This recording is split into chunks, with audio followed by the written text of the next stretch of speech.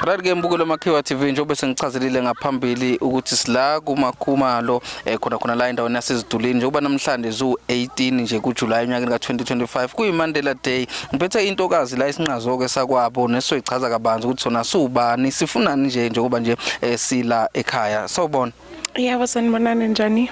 Siyaphila. Siyaphila. Ubani intombi yakwa Isibongo?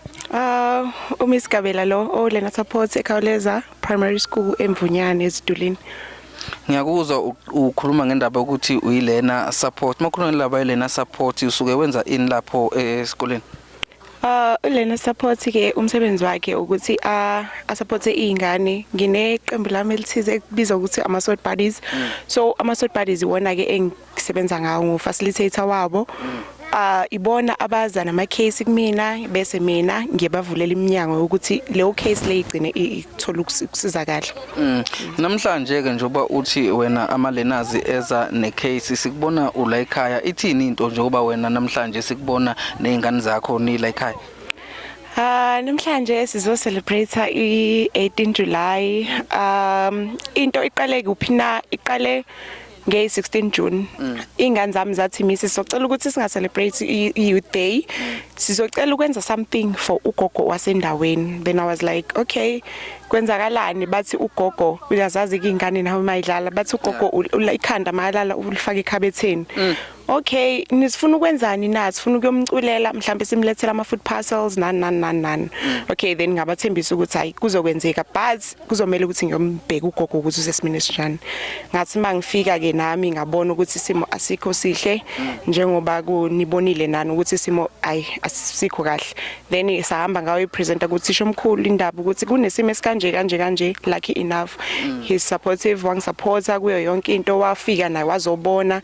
Then after sizabhala ama-letter asking for donations kuma business forums, Hlahlindlela associations. Lucky enough bakhona ke abakhonile kusama ukuthi basilekelele kuyo yonke lento lena.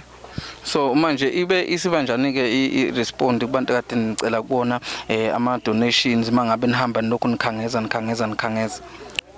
Shem abazange basitshengisa ukuthi abahambisani nathi abanye bebe positive kakhulu ngayo lento lena because bakwazile ukusiza nalabo bangakhonanga ukusiza siyazi ukuthi ngelinye lamalanga mhlambe bawusiza amandla bengekho yeah. Right ke namhlanje ke sekuusuku ke sesifikile ke bakhipha lokhu ke abakhiphayo kuphi ke nithe manithi niyakubheka khona la ekhaya mhlambe nabona ukuthi ningasiza ngakho? Sasithe mhlawumpeni sithole mhlambe ama donation ukuthi kukwakheka iroof kagogo.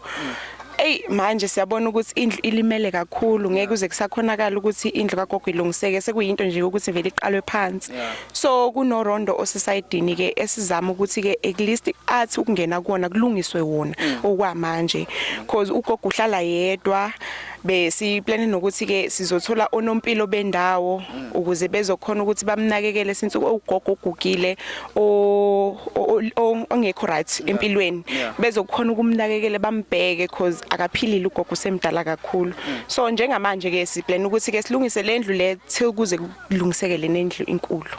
Asingabe sisanda kakhulu siswami ngiyabonga kakhulu isikhathi sakho kanye nethuba ngicabanga ukuthi nalo sothola ithuba kagogo esikhulume naye sizwe ukuthi ithini into ngayo. Hayi nami ngiyabonga kakhulu ngibonge kubo bonke abafaka isandla nkosami sithi nje izandla zidlula ekhanda ngiyabonga. Mhlambe kumuntu ke esesiphetha nje officer mhlambe ukuqhubeka afaka isandla since ebukela iMakhiwa TV mhlambe wamukelekile?